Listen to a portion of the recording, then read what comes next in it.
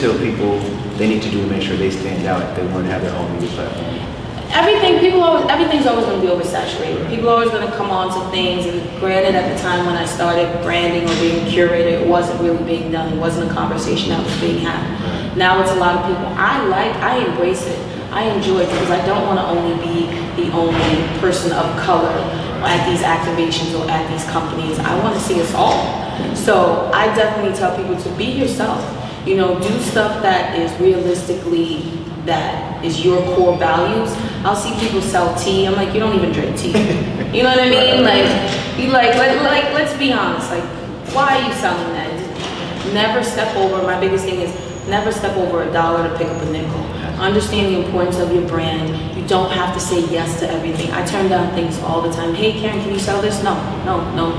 Because I want the people to follow me to know that she really believes in what she's selling. She's not just trying to make $1. This is really her life, and it's just from my POV is to be inspiring, not to make you jealous, not to be like, oh, I want her life or envy or anything else.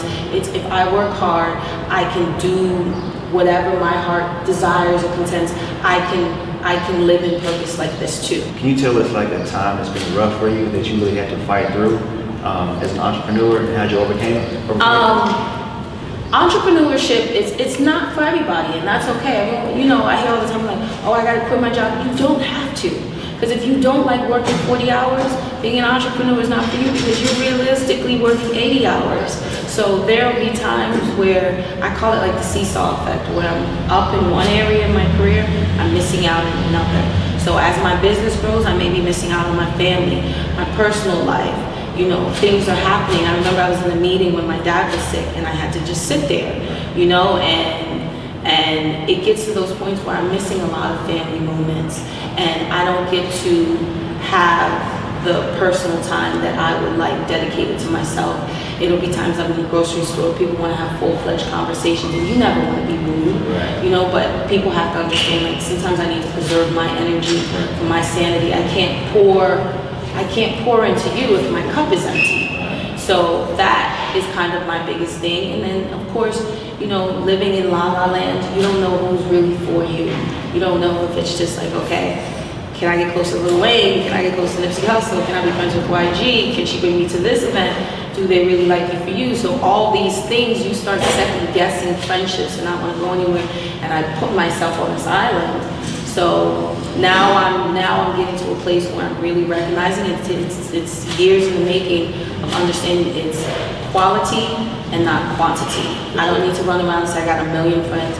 I have a great group of friends who understand me, who love me, who know the real me. They're not seeing curated content on Instagram. Like, they're not going to see my everyday family and the things I'm doing every day, but who really know me, and it's such a great feeling. Awesome. And last but not least, who is Karen Civil co-sign?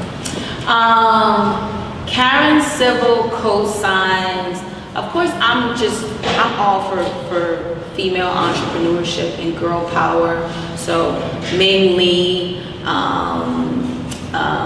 obviously, Lori Swank is incredible with her Swank Blue line. Ming has Snob Life.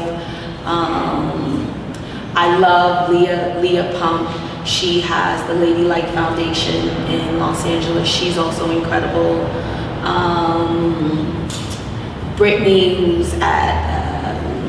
Brittany at Tiffany & Co. who's doing incredible things. Jennifer Morales at Louis Vuitton, and of course my friend Lachey, who has her Bella Beauty line, which I'm really excited about because she started it out on a whim. So I have like this great group of women who I can call friends. We've worked together. We're just like, it's just, I just have like a great group of women. It's just so many people I'm just forgetting. So it's just like, it's incredible. Like Brittany Davis, Mia Harris.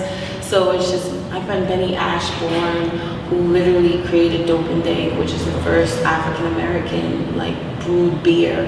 So these are the type of women I'm around. So they just like make me elevate and become better. So I know I named a lot of women, but those are just, my tribe is my vibe. So shout out to them. Perfect. Thank you for Oh, thank you so much.